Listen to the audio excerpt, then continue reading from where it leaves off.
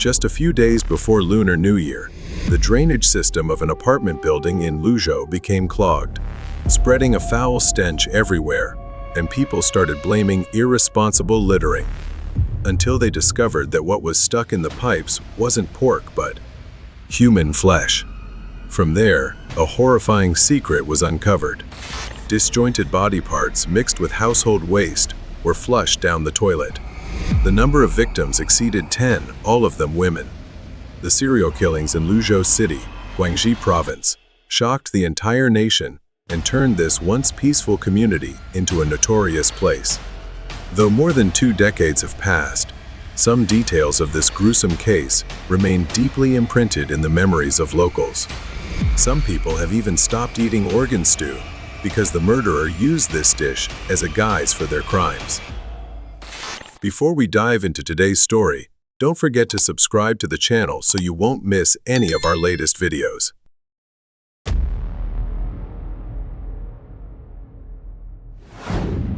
Early that morning, residents of a small apartment building in Liuzhou, Guangxi Province, China, welcomed a new couple who had just moved to the 5th floor of the building. They introduced themselves as Zhang Yang and Tan Dongmei, owners of an organ stew food cart near the market. The couple's simplicity and friendliness quickly won the affection of their neighbors. In a short time, Zhang Yang and his wife quickly adapted to life there. The neighbors also grew fond of the couple for their friendliness and their willingness to help whenever needed. However, there was one strange thing. Since the Zhang couple moved in, the building's sewage pipes had frequently become clogged. The foul odor from the clogged drains became a constant topic of daily conversations among the residents and often left them irritated and frustrated. Zhang Yang proactively took responsibility, explaining that due to their organ stew business, pork scraps, leftover grease, and some spoiled meat had been flushed down the toilet because they didn't know how else to dispose of them. Zhang Yang confessed with an apologetic expression. He even volunteered to unclog the pipes and promised not to let it happen again. Some neighbors also noticed a strange smell always lingering around Zhang Yang's apartment. He claimed it was the smell of meat, but no one could determine what kind of meat could smell so foul. Especially on hot days, the stench became so overwhelming that some couldn't even eat their meals. A few neighbors whispered about it, but Zhang Yang's polite demeanor and sincerity prevented them from blaming him further. About a week later, on a quiet evening, Zhang Yang and his wife, Tan Dongmei, were busy in the bathroom when they suddenly heard an urgent knock at the door. Startled, Tan Dongmei's eyes showed fear as she tightly gripped Zhang Yang's hand. However, he frowned with a look of annoyance, muttering angrily before heading to open the door. Standing at the door was an elderly neighbor from the adjacent apartment, her face full of irritation. She complained that her drain was clogged again, and the recurring issue was severely disrupting her family's daily life. She demanded that Zhang Yang stop flushing meat scraps or leftovers down the drain because it was unhygienic and caused inconvenience for the entire building. Zhang Yang simply stood there, nodding politely and repeatedly apologizing. As soon as the old lady turned and left, the smile on Zhang Yang's face disappeared. His expression darkened. He slammed the door shut and quickly returned to the bathroom. Zhang Yang urged Dongmei to hurry, and the two of them resumed their unfinished task. Inside the room, the scene was horrifying. The couple was dealing with a corpse. Red paint was smeared across the floor, pooling and flowing into the drain.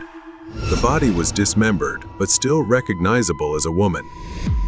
Zhang Yang and Tan Dongmei showed no panic. Instead, they appeared completely calm.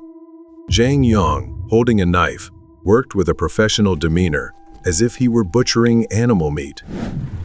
A few days before Lunar New Year, the building was filled with joy and a festive atmosphere. Residents were busy preparing for the new year, hanging lanterns, and putting up red spring couplets.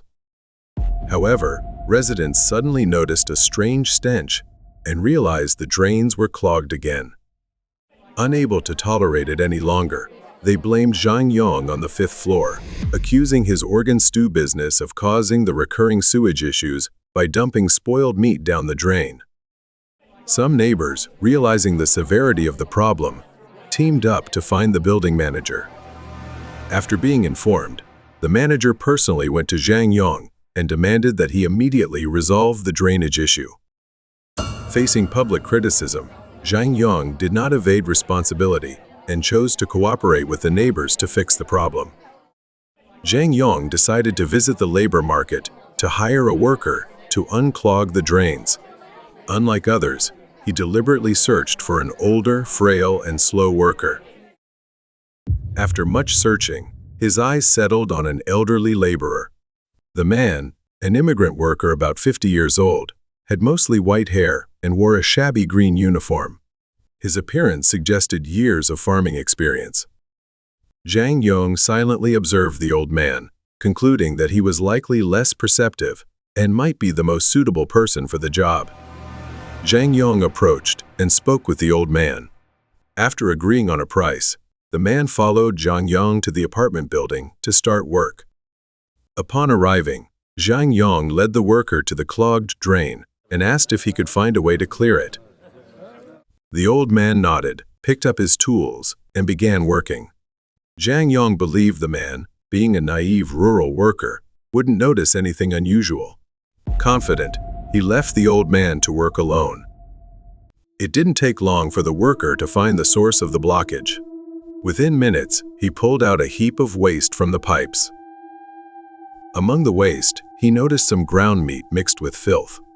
Zhang Yong's explanation about his organ stew business made the old man dismiss it and quietly continue working. But then, as he probed deeper into the pipe, the old man pulled out a larger piece of meat. Staring at it, he couldn't help but feel puzzled. This old worker had previously been involved in combat support during the war, responsible for transporting wounded soldiers and the remains of the fallen. He had witnessed numerous soldiers with limbs blown off by artillery and landmines and was very familiar with the anatomy of human limbs. Upon seeing this piece of meat, he immediately noticed something odd.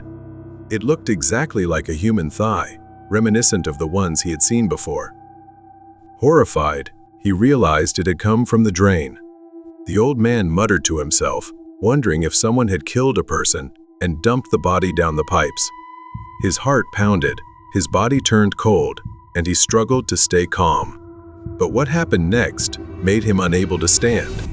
From the drain, a human scalp, complete with long, shiny black hair, slowly floated out. This was unmistakably not from any animal. Without a moment's hesitation, the old man abandoned his tools, bag, and everything he had brought. He ran straight out of the building and headed to the nearest police station. The old man didn't dare stay any longer, knowing he had uncovered a horrifying crime. The police reacted with heightened alertness upon hearing what initially sounded like an absurd report. While the claim seemed unbelievable at first, their professional instincts prevented them from dismissing it. An investigation team was dispatched to the scene immediately, accompanied by forensic experts and specialized equipment, prepared to face whatever awaited them. When detectives arrived at the scene, they were shocked at the pile of meat extracted from the pipes. After careful examination, they were horrified to realize that these remains belonged not just to one person, but to multiple individuals. The police proceeded to retrieve all the remnants from the apartment building's drainage system and septic tank. After a preliminary forensic examination, it was concluded that the body parts belonged to at least 4 victims. Based on muscle structure, bone size, and other characteristics, the experts identified that all 4 victims were female. The body parts showed varying stages of decomposition. One victim appeared to have been murdered just days earlier, while the other 3 had been dead for 3 to 4 months. This was an extremely brutal and barbaric murder case. The perpetrator disposed of the bodies through the sewage system and into the septic tank to eliminate evidence. Based on the frequency of clogs reported by the residents, the number of victims was estimated to be no fewer than 10. With only the limited information provided by the elderly worker, the police faced a major obstacle. The old man didn't know the name of the person who hired him, nor which floor they lived on, only that the individual was a resident of the building. Given the severity of the case involving multiple victims, the investigation team couldn't afford to waste time. The police immediately deployed reinforcements and began searching each apartment in the building. When questioning residents, everyone mentioned Zhang Yong, the man on the 5th floor, who was infamous in the building for repeatedly causing drainage issues. Without hesitation, the police went to Zhang Yong's apartment. But there was no response from inside. Sensing something unusual about the silence, the police quickly used a crowbar to break open Zhang Yong's metal door, determined to uncover the truth within. When the door was forced open, Zhang Yong and his wife, Tan Dongmei, were not at home. It appeared the couple had fled before the police arrived. As soon as the officers entered the bathroom, they discovered numerous suspicious signs. A strong stench of red paint and rotting flesh lingered in the air. Although the bathroom had been scrubbed clean, small red paint splatters were still visible on the walls. Behind the bathroom door was a large axe. The blade appeared well used, polished to a shine. The detectives continued their thorough search of the apartment. In the kitchen, they found a large set of kitchen knives, some specifically designed for cutting meat. To their horror, one of the knives still had traces of dried red paint, clearly not fully cleaned. With all these findings, Zhang Yong and Tan Dongmei were immediately placed at the top of the suspect list. An emergency warrant was issued, and the police vowed to bring the couple to justice before any more victims could be harmed. After questioning the neighbors and the landlord, the police gathered some information about Zhang Yong and Tan Dongmei. The couple had been living there for over a year. They rarely went out and seemed to have no stable jobs, with their financial situation appearing to be poor. However, with their friendly demeanor and low-profile lifestyle, Zhang Yong and Tan Dongmei had never aroused anyone's suspicion about their daily lives. Zhang Yong and Tan Dongmei were quickly apprehended by the police and brought to the station for interrogation. At the investigation headquarters, Zhang Yong revealed his true nature as a cold, dangerous individual. His face remained expressionless, his eyes downcast, avoiding direct eye contact with the investigators. During questioning, he only mumbled vague responses or remained completely silent. Zhang's stubbornness and defiance frustrated the detectives. He fully understood the gravity of his crimes and knew that, whether he confessed or not, the death penalty was almost unavoidable. Unable to extract any information from Zhang Yong, the police turned to his wife, Tan Dongmei. Unlike her husband, Tan Dongmei could not hide the worry evident in her eyes and gestures. At first, she adamantly denied any involvement, but her statements failed to satisfy the investigators, who knew that with a crime this heinous, Tan Dongmei could not be innocent. During the interrogation, an experienced officer suddenly noticed a fresh wound on Tan Dongmei's left hand, a long, deep cut that was showing signs of infection. Leaning closer to Dongmei, the officer's piercing gaze was accompanied by a chilling whisper. "Do you see it? Karma has already found you. The restless spirits of your victims won't let you go. They're coming for revenge." Those words struck Dongmei like a dagger to her psyche. Her shoulders began to tremble, and she broke down in tears, sobbing as she confessed all the crimes she and her husband had committed. It turned out that the Zhang couple never ran an organ stew business, as they had claimed. Zhang Yong was a compulsive gambler who spent his days at the mahjong table and nights frequenting bars and nightclubs. The motivation behind their crimes was purely financial. Even if the victims carried only small amounts of money, once they entered Zhang Yong and Tan Dongmei's home, they would never leave alive. The investigators in the interrogation room were stunned by Tan Dongmei's confession. They exchanged glances, their faces showing disbelief and shock. How could a seemingly ordinary couple, like Zhang Yong and Tan Dongmei, commit such monstrous crimes. At the time, Tan Dongmei was 37 years old, and Zhang Yong was 31. They were living in an era of widespread hardship, as waves of layoffs left millions of workers unemployed. Everywhere, people scrambled to find jobs, but not everyone succeeded. Zhang Yong, a man born and raised in the city, was among the unlucky ones. Unlike many who were willing to take up manual labor to survive, Zhang Yong refused to lower himself to such work. His pride and ego wouldn't allow him to take on what he considered menial jobs. Initially, the couple survived on a small amount of savings, enough to get by for a while. But before long, that money ran out. Life became increasingly difficult. Day by day, Tan Dongmei's eyes were filled with worry as she stared at their empty fridge and the mounting unpaid bills. One evening, after going hungry all day, Tan Dongmei's anger exploded as she saw Zhang Yong lounging on a chair, idly shaking his legs and showing no intention of finding work. She began berating her husband, demanding that he go out and find a job, or else they would starve. Zhang Yong remained calm. Leaning back in his chair, his eyes glinted with a cold, inexplicable light as he declared that he had a solution. Little did Dongmei know that Zhang Yong's solution was murder. That night, Dongmei saw Zhang Yong bring home a young woman named Chen, around 20 years old, who was stylishly dressed and wearing gold jewelry. Zhang Yong had met the woman while playing mahjong outside and invited her to his home to play cards that evening. At first, Chen felt a bit hesitant, but upon seeing Dongmei at home, her guard dropped.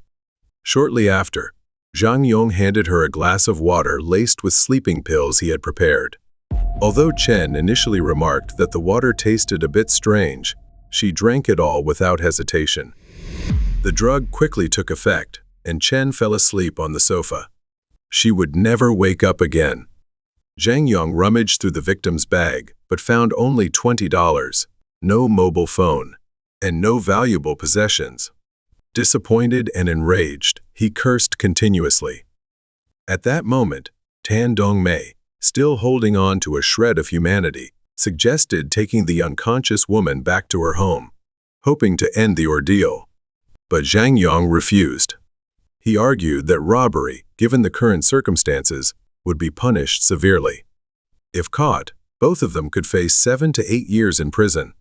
He'd rather kill than risk imprisonment. Zhang's words terrified Tan Dongmei. She tried to calm her husband down, but Zhang Yong's cold, determined gaze made it clear. He was resolved to kill the unfortunate girl.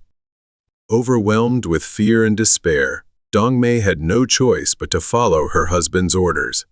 Together, they strangled the victim.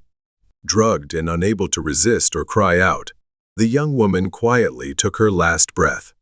However, living in a small city apartment, it was impossible for the Zhangs to transport the body outside without being noticed.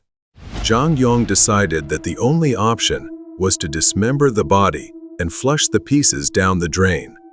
The larger bones and the victim's clothing were stuffed into plastic bags, which Zhang disposed of in the suburbs the following day.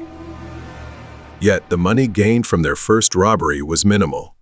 With only $20 sand, some low-value jewelry, Zhang Yong and Dongmei barely survived for a month. Poverty struck again, and this time, Zhang Yong made a bold decision to continue killing. Horrifically, the couple rationalized that since they were already guilty of murder, killing one person or dozens would lead to the same outcome. Thus, they had no hesitation in committing more murders. The total number of victims reached 10, all of them women, including Zhang Yong's ex-girlfriend. Most were migrants from other provinces, newly arrived in Guangxi for work, and had not registered their residency. The victims shared a common profile. They frequented bars and nightclubs and led relatively carefree lifestyles. As a result, their disappearances went unnoticed. Some had been dead for a long time before their families learned of their fate through the police. According to Tan Dongmei, these 10 victims were all she knew of during the time they lived together. As for how many people Zhang Yang had killed before, she claimed she didn't know. When asked why she didn't report the crimes to the police, Dong Mei said she feared becoming Zhang Yang's next victim. Furthermore, with neither of them holding steady jobs, Dong Mei relied on the money Zhang obtained from his murders to survive. Initially, Dong Mei was scared, but as Zhang Yang's killing frequency increased, she became desensitized. Over time, she unknowingly became Zhang Yang's willing accomplice. Experienced officers shook their heads in disappointment. 10 people? On average, the couple killed 1 person per month. How could they live with such horrifying crimes? Zhang Yang and Tan Dongmai, with their gruesome string of murders, were sentenced to death. It was an inevitable punishment, fitting for the heinous acts committed by these two monsters.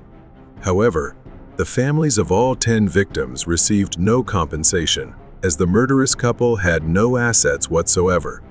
The crimes of Zhang Yang and Tan Dongmei were truly terrifying. The lure of money often leads people astray. The ultimate fate of the Zhang couple serves as a harsh lesson for anyone blinded by greed and selfishness. Thank you for listening to today's crime story. Don't forget to like and subscribe to our channel for more gripping cases.